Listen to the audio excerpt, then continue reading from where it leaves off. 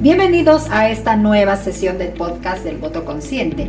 Hoy tenemos un invitado muy especial que nos visita desde Nashville, Estados Unidos. Queremos dar la bienvenida al pastor licenciado Carlos Paredes en esta tarde. Bienvenido, Carlos. El gusto es mío y gracias por ser tan buena anfitriona, no solamente tú, sino toda tu familia.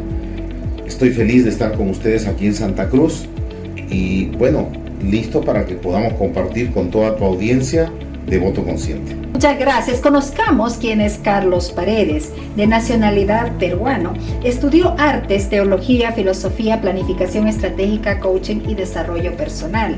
Ha ejercido una labor como pastor, consejero, docente, coach y conferencista desde 1990 hasta la actualidad. Ha dictado cátedras de teología y como expositor ha dado conferencias de liderazgo y desarrollo personal para militares, políticos, educadores, empresarios y artistas. Es autor del programa de liderazgo y desarrollo personal El Factor 3D en el liderazgo. Con experiencia en mega eventos, fue coordinador de la ceremonia de acción de gracias en el Perú 2006-2010, con presencia de presidentes constitucionales del Perú. Carlos Paredes, además, fue coordinador regional del proyecto Mi Esperanza de la Asociación Billy Graham de alcance nacional por televisión, coordinador del área Festival de Luis Palau, coordinador también de DCPI para Suroeste en América Latina, con más de 2.000 líderes entrenados en 7 países. Es representante de la red de Business Network para el Perú con los programas de principios y valores, misión, carácter y misión antivirus respectivamente. Actualmente es el director de RISE Latinoamérica, influenciando las 7 esferas de Restore 7 y miembro del Consejo Académico y cofundador del Christian Center for Public Life en Washington. También es colaborador y coordinador nacional del Parlamento de Fe en Perú. Carlos es casado con Ruth Vilches y tiene 2 maravillosos hijos, Isabela y Josué, y prontamente una nietita. Qué alegría, Carlos, tenerlo en este set del Voto Consciente, vísperas y rumbo a las elecciones subnacionales 2026. En esta tarde tenemos un tema muy importante que abordar. Precisamente hoy estaremos hablando del concepto de lo que significa el voto consciente. Carlos, nos gustaría saber qué significa para usted un voto consciente. Bueno, primero, gracias por tan extensa presentación. Gracias, Marité, pero vamos a concentrarnos en nuestro tema, voto consciente. ¿Qué cosa es el voto consciente? Básicamente es tener conciencia de a quién le estoy delegando la responsabilidad de mi ciudad, de mi departamento o de mi país. A quién le estoy entregando, en quién estoy poniendo las manos, en qué manos estoy colocando el destino de mi ciudad. Eso significa ser voto consciente, es decir, soy consciente de que este personaje, candidato, varón, mujer, es el responsable o tiene la capacidad o está en condiciones de poder cuidar de nuestra ciudad, de poder llevarlo hacia todo lo que todos queremos, estar bien, tener bienestar en la comunidad. Entonces el voto consciente es, sé yo quién es esta persona, cuáles son sus habilidades, es apto para ejercer y administrar los recursos de nuestra ciudad, es moralmente capaz para poder hacer esto, tiene un entorno favorable, un equipo apropiado, idóneo, tiene las condiciones. ¿Quién es? Eso es ser consciente a quién le encargo, en manos de quién estoy colocando el destino, mi ciudad, mi departamento, mi región, mi país. ¿Por qué es importante que los ciudadanos se informen antes de votar? Valoro tanto la carrera del marketing, pero el arte del marketing es vender el producto. Pero el marketing político se ha equivocado.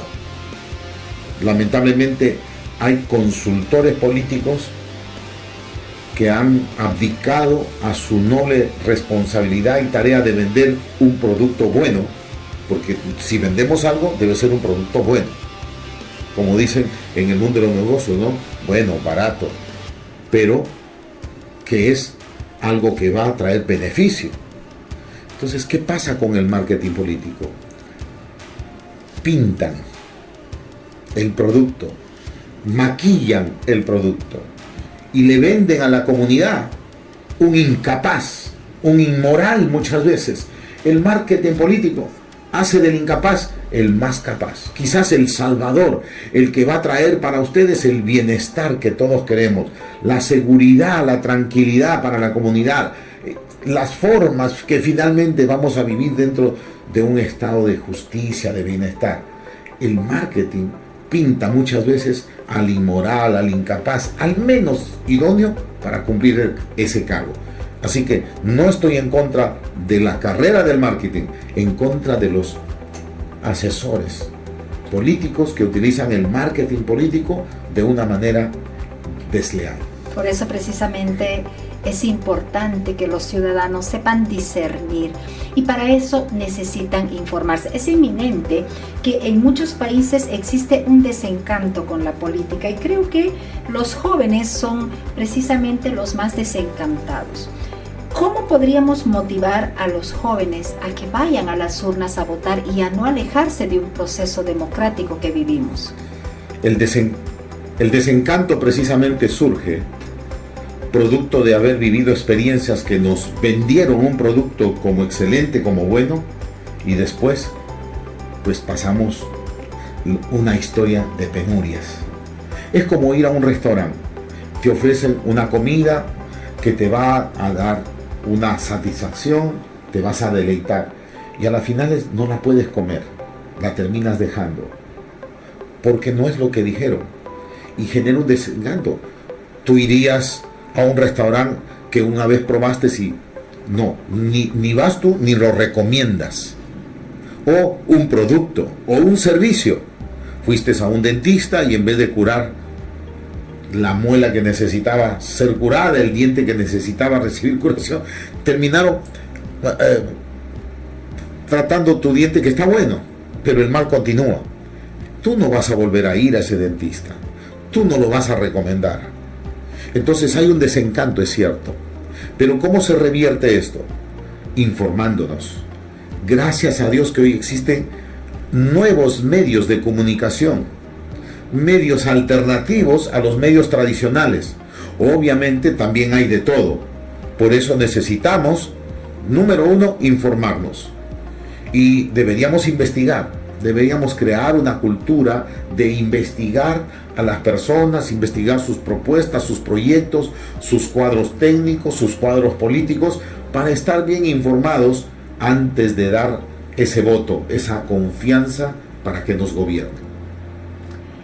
Y en ese contexto, ¿cuál cree que es el mayor error que cometen los votantes al elegir a las autoridades? Porque es inminente que elegimos por lo que nos ofrecen o por los antecedentes, pero a la hora del ejercicio mismo resulta que no es lo que ellos ofrecieron. ¿Cuál será el mayor error que cometemos los votantes? El mayor error, mira, básicamente es que el votante no vota de manera consciente. El votante se deja llevar por sus emociones. Y precisamente los consultores del marketing político crean una información para apelar a las emociones. Y se vota de manera emocional, emotiva. Y no hay un voto consciente con un nivel básico de racionalidad, sabiendo quién es quién y qué es lo que realmente está ofreciendo y qué tiene en sus programas de gobierno y quiénes son sus aliados. El mayor error es votar con las emociones. Las emociones te van a llevar a que tú sigas lo que quieren los comunicadores en el marketing político, que rechaces, pero que aceptes. Eso es lo que hacen, es su trabajo. y muchas veces te llevan a rechazar a aquel que verdaderamente va a traer orden, va a traer justicia, va a combatir la corrupción, va a mejorar las condiciones. ¿Por qué? Porque habemos lamentablemente en la sociedad gentes que viven del desorden, de la corrupción, y están allí para sacar provecho personal.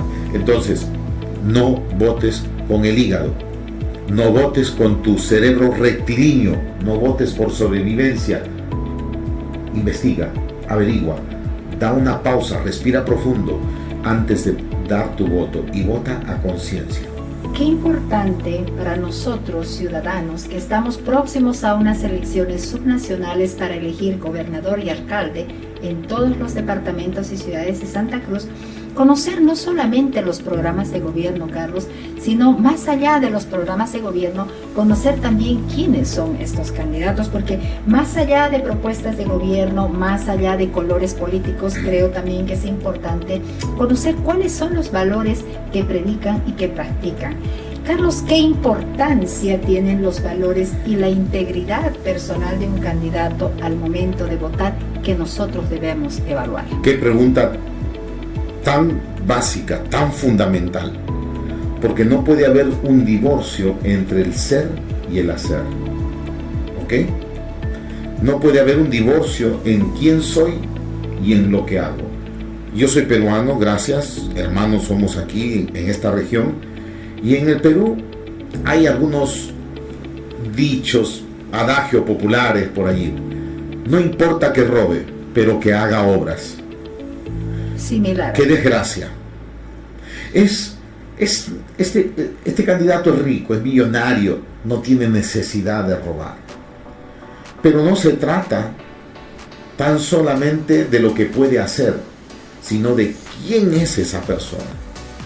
Y bueno, luego en el camino resulta que es una persona que tiene un historial dudoso respecto a muchos aspectos de su vida.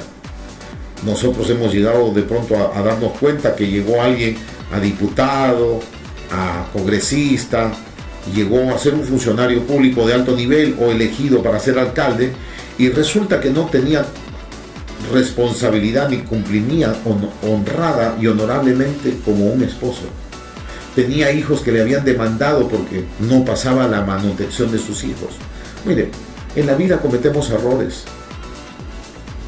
Y no se trata aquí de buscar personas santas, se trata de buscar personas íntegras. Y la integridad tiene que ver en ser honestos, en ser veraces, en ser transparentes, en no decir una cosa en un ambiente, en un público, y decir otra cosa en otro público. Y eso es lamentablemente lo que existe y lo que se ofrece muchas veces en el tema de lo político. Y claro, tienen los medios de comunicación afines y tienen alguien para que les prepare el mensaje y presentan lo bueno como si fuera malo y lo malo como si fuera bueno. Eso están haciendo. Ahora, las personas no se pueden divorciar entre su ser y su hacer, y ese significa integridad. Necesitamos autoridades íntegras. Ejemplo, la integridad. Si lo que se necesita es un buen administrador, ¿no? Es decir, que conozca las ciencias de la administración, las técnicas de la administración, todos los recursos que tiene la metrópoli, y tenga la capacidad de administrar los recursos que son limitados para que puedan ser bien aprovechados y salir adelante en la comunidad, la región, el departamento. Entonces, tenemos que ser personas de analizar la integridad cuando nos damos cuenta que esa persona en proyectos que ha empezado ha fracasado, y su fracaso se debe no a que sea un emprendedor, sino que no tiene la habilidad y la competencia para ser un buen administrador. Entonces él no está siendo íntegro, está viniendo a engañar, porque él no va a poder administrar. Mira, hay un dicho en la Biblia: si no administra bien su casa, ¿cómo puede administrar la iglesia del Señor? Así de sencillo. Entonces, en el marketing político nos presentan casi como si fuera un salvador, fulano, sutano. Pero cuando vemos esa parte, no tienen la capacidad. Y lo peor, no son íntegros, están engañando, están mintiéndole al pueblo. Porque integridad significa, miren, yo no entiendo esto, no sé ni cómo se administra, pero traigo mi voluntad para poner los mejores administradores y los presento. Eso se llaman cuadros técnicos y los pongo allí. Ellos se van a encargar de administrar esto, aquello, pero tampoco lo tienen. Y muchas veces a quienes llevan son tan deshonestos como ellos mismos. No es cuestión de ciencia, es cuestión simplemente de poder entender que en estos tiempos necesitamos hacer cambios profundos. Y los cambios profundos vienen precisamente de cambios culturales. Las culturas se cambian a partir de tener personas que realmente estén casadas con ese ser y con el hacer. Y en este plano, la Iglesia ha jugado y juega un rol preponderante. Sin embargo, la política y la religión por mucho tiempo han estado prácticamente divorciadas. ¿Cuál es su opinión o desde su perspectiva? ¿Qué relación debería existir entre la fe, los valores y la participación política? Bueno, es un punto fundamental. Todas las personas tenemos creencias. Absolutamente todos. Y las creencias que tenemos van desde pensamientos filosóficos, por supuesto, hasta pensamientos de religión, de lo que tiene que ver con la fe, con la espiritualidad. Todos.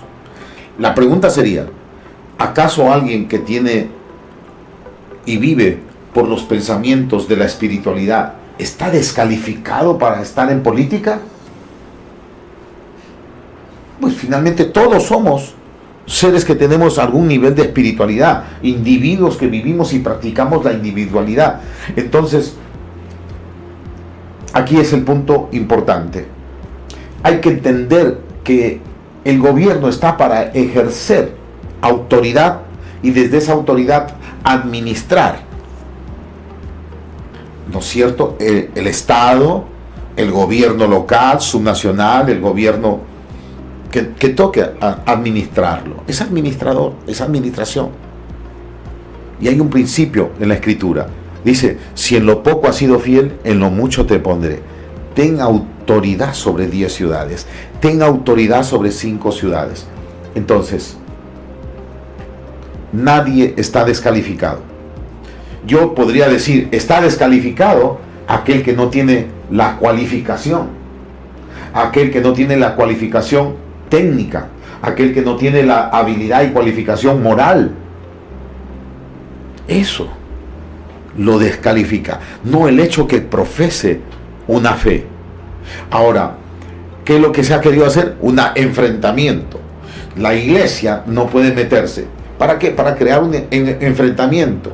Pero la Iglesia sí es una institución y no debe meterse, pero está compuesta de individuos, personas, ciudadanos con documento de identidad, con su DNI, con su cédula de identidad, que tienen derechos y deberes dentro de la comunidad y la sociedad. Por lo tanto, están obligados a participar de manera activa en lo que es la conformación de la administración, la gestión y el desarrollo de su sociedad. Definitivamente una cosmovisión, o más bien una visión que debería darnos a nosotros una pauta de la construcción de un nuevo país. Y hablando de la construcción de un nuevo país, Carlos, a partir de su experiencia, de su vivencia, de tantos años, incluso de asesorar muchos políticos, ¿cómo podríamos evitar que la política se convierta en un espacio de división y que más bien sea un espacio de construcción social dentro de la misma Iglesia? Excelente pregunta. Y como soy formado y con muchos años en el ejercicio pastoral, trato siempre de que todo lo que haga tenga un fundamento bíblico. Y hay un proverbio que dice, donde no hay visión, el pueblo se desenfrena. Nuestro pueblo es un pueblo desenfrenado. Voy a decir muy atrevidamente, la Iglesia es una iglesia desenfrenada. Y en ese desenfreno hay enfrentamiento, porque se generan facciones, diría bandos. ¿Y por qué se generan esas facciones? ¿Por qué esos grupos que terminan siendo rivales y confrontados? Porque no hay una visión que aglutine, que los convoque para ir tras esa visión de ser la mejor ciudad, la mejor nación, la mejor comunidad, con individuos, con ciudadanos de bien. Y entonces ahí es donde vemos que se alimentan pensamientos para generar esas confrontaciones, derecha, izquierda. Y se ha creado toda una confrontación en ese nivel. Y eso no nos lleva a ningún beneficio, porque nos hace perder la visión. Y la visión de gobierno, el gobierno está para traer bienestar. No está para llenarse de burócratas que vivan a costas de los ciudadanos. El gobierno está para llevar a cabo una visión que permita traer el bienestar. Y para eso lo que tiene que dar es seguridad. Para eso lo que tiene que ofrecer es estabilidad jurídica. Para eso lo que tiene que hacer es evitar la obstrucción, para que la gente que va a progresar, progrese, y no llevarlos de tantas leyes, imposiciones, restricciones, normas, mil cosas que no solamente los desanima, sino que les hace perder las ganas, el deseo y el anhelo de emprender para traer las mejoras dentro de su ciudad. Entonces, estamos hablando de lo que la Biblia enseña, un gobierno limitado. Pero tenemos gente que no, y que el gobierno tiene que ser esa superestructura que se encargue hasta de velar si duermes 12 horas, 8 horas o 6 horas. Eso es básicamente la vida privada. Lo que tiene que hacer, entonces, es una visión. La pregunta es, ¿quién debe proveer una visión para una ciudad? ¿Quién debe proveer una visión para una nación? Lamentablemente nuestras ciudades, nuestras naciones, nuestros pueblos andan a la deriva porque no hay una visión de nación, no hay una visión de país. Han venido algunos, pero hay que darnos cuenta, lo que buscan es destrucción. Destrucción. Y eso tiene que cambiar. Y estamos camino al cambio, creo, ¿verdad, Maite? Definitivamente estamos camino al cambio, pero creo también muy importante que los ciudadanos sepamos reconocer de cada uno de los candidatos aquellas cualidades o aquellos aspectos que deberían ser determinantes para poder entender realmente cuál es el nivel de integridad o a qué nivel nos están ofreciendo todas las propuestas de gobierno que tienen. Carlos, desde su punto de vista, ¿cuál cree que debería o cuáles creen que deberían ser las 3 características más importantes que debería tener un líder que aspire a ser gobernador o alcalde o presidente de una nación? Extraordinaria pregunta. Y nuevamente quiero ir a las Escrituras. En las Escrituras, las 3 características las encontramos en todos los textos que podemos leer dentro de la Biblia. Y yo me he atrevido a denominarle el factor 3D. La persona, sus tres características, 3 factores para conseguir ese liderazgo efectivo, ese liderazgo capaz, eficiente, debería ser, número 1, su personalidad. Si es una persona que tiene crisis en su personalidad, si es una persona que no ha tenido un encuentro consigo mismo y anda en una lucha en su existencialismo y que en esa lucha no le permite encajar en relaciones humanas saludables, en relaciones familiares saludables, un divorcio, 2 divorcios, puede ocurrir, ¿por qué no? Pero si encontramos que eso está pasando por un tema de personalidad, que la persona está viviendo un desencanto en su vida, que finalmente no se siente satisfecho donde está, y eso lo va a llevar a tratar de matar, a callar esa voz que le dice que no se siente bien, y es una persona que va a ser posiblemente un codependiente. Puede ser un codependiente de alcohol, de droga, no necesariamente, pero hay otras cosas. De pronto aparece que son ludópatas, codependientes de tantas cosas que hay, pornografía, vicios, que literalmente esa persona ya no está capacitada, porque no va a tener la capacidad de fluir desde el ser para el hacer. La segunda es la habilidad, la competencia. Cuando hablamos de la habilidad, la competencia es que esté preparado y que tenga las competencias necesarias, las habilidades necesarias, el conocimiento necesario para la función que va a cumplir. ¿Verdad? Tú de pronto quieres tener un emprendimiento y vas a poner una panadería. ¿Listo? Pero tienes un sobrino que no se halla, que ha estudiado, pero que no emprendió nada, no sabe qué hacer. Y voy a ayudarle a mi sobrino. Y lo pones para que haga el pan. Pues estás destinada al fracaso. Salvo que tu sobrino sea experto haciendo pan, tenga la habilidad, la capacidad, el manejo, todo lo que tiene que ver con esta área del mundo de la panadería, pastelería, etc. Tiene que ser un perito, tiene que ser un entendido en esas cosas. Lamentablemente lo que está pasando hoy por hoy, y lo vemos en los gobiernos, por causa del clientelismo político, por pagar favores políticos, empiezan a colocar personas en funciones, en cargos dentro de la estructura de las entidades públicas que no están capacitadas, habilitadas, con el conocimiento necesario para estar en ese rol. Y por eso que las instituciones públicas se convierten en ineficientes, simplemente burócratas. Y claro, es el pueblo, es la comunidad la que sufre el efecto. Entonces, su personalidad, su habilidad, su capacidad, pero hay algo que debe ser el fundamento para eso. Porque en mi personalidad finalmente puedo ser muy carismático, conecto con la gente, atraigo a la gente, finalmente tengo habilidad, tengo certificaciones que las puedo mostrar, que estudié en las universidades más top del mundo, concursos, pero ¿saben qué? No es una persona con carácter, no es una persona madura, no es una persona que conoce los valores, los principios. Es una de las cualidades fundamentales. La corrupción existe precisamente porque aunque llegó con mucha habilidad a esa posición, no tuvo el carácter para decir no a la presión.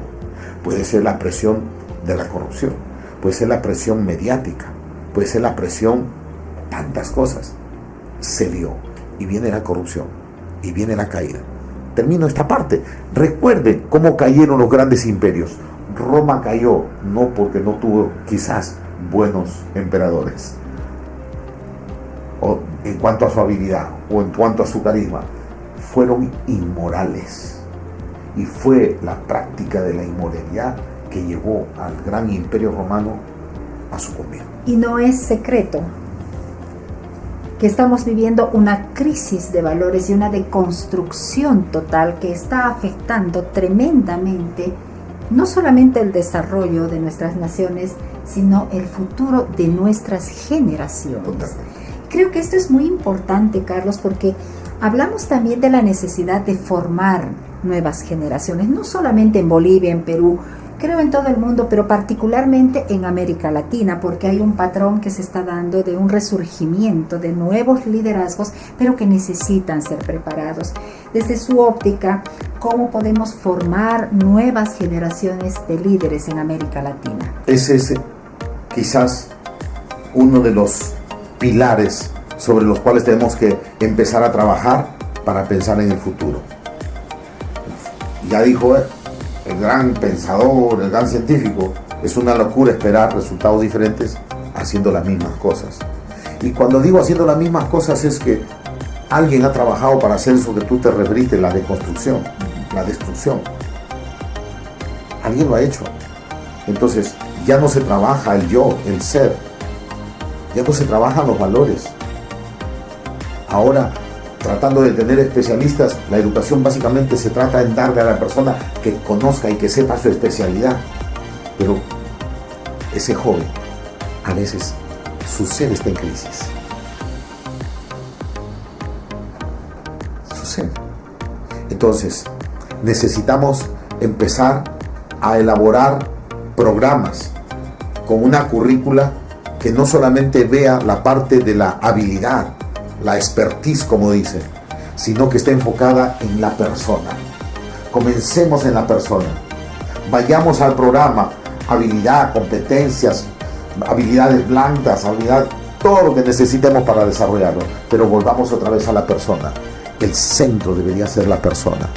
Entonces, cuando nos enfoquemos en la formación de verdaderos hombres, verdaderas mujeres, como dicen, hombres de valor, mujeres de valor, el futuro estará asegurado. Porque finalmente las competencias las aprendo o las convoco e incorporo. Yo no soy competente en hacer proyectos, incorporo un proyectista. No soy competente en elaborar presupuestos, incorporo el servicio de un economista. Pero ¿qué? Cuando la crisis es realmente la persona. Y entonces lo que nos está produciendo la educación, lo que nos ha venido produciendo en estos tiempos, es la persona. Y son tan atrevidos de llamarles a las nuevas generaciones, generación de cristal, etc. Pero no, tenemos que hacer el cambio. Y vamos a hacer programas. Y ofrezcamos los programas, dediquemos tiempo, acompañemos, mentoreamos a las nuevas generaciones, empoderemos a las nuevas generaciones, pero para el bien. Ofrezcámosles una plataforma, ellos van a correr. La fuerza está en los jóvenes, los sueños están en los jóvenes. Ellos quieren realizarse y en su realización deben buscar la realización de su comunidad, de su nación, de su familia. Eso es lo que debemos buscar. Definitivamente, la juventud no es solamente el presente. La juventud es la esperanza que tienen las naciones. Carlos, ¿qué consejo le daría a los jóvenes que quieren involucrarse en política, pero tienen miedo a la corrupción del sistema? Tienen miedo, claro. Nadie quiere terminar envuelto en algo que te ensuciar tu nombre, tu prestigio, tu familia. ¿Sabes? El miedo es una sensación, es pánico, que te paraliza. El miedo es esa sensación que te anula, que te quita la capacidad de reacción. Entonces lo primero, desechen el miedo. Finalmente todos nos equivocamos. Como dije hoy en una charla, el error no es equivocarse. La tragedia es vivir equivocados. ¿Y cómo puedo yo trabajar para que minimizar los errores? Pues prepárate, decide cuál va a ser tu especialidad. El que mucho abarca, poco aprieta. ¿Qué es lo que te apasiona? ¿Qué es lo que te apasiona? Prepárate, instrúyete, genera networking, aprende de otros que ya lo hicieron. Búscate un mentor que te acompañe en tu proceso. No tengas miedo, te aseguro, vas a triunfar. Pero el triunfo, el éxito no llega por casualidad. No llega simplemente metiéndonos a seguir la corriente. La corriente te puede destruir. Simplemente echa fuera el temor. Prepárate, capacítate. Te aseguro que vas a tener éxito si tu corazón está con donde debe estar. Y tu corazón debe estar con Dios, que te permite amar a tu prójimo y estar dispuesto a servir a tu prójimo. Tremendo. Como mensaje de cierre, Carlos, ¿qué consejo podría dar a los ciudadanos bolivianos que el próximo 22 de marzo estamos yendo nuevamente a las urnas? ¿Cuál debería ser y cómo debería ser nuestro voto? Ciudadanos de Santa Cruz, hagan una pausa. Dejen de lado sus temores, pongan sobre la mesa sus apasionamientos ideológicos, no te dejen llevar por las emociones tal vez de la ira o la sobreexaltación que puede producirte el tema de lo político. Haz una pausa, consigue información. ¿Quién es el candidato?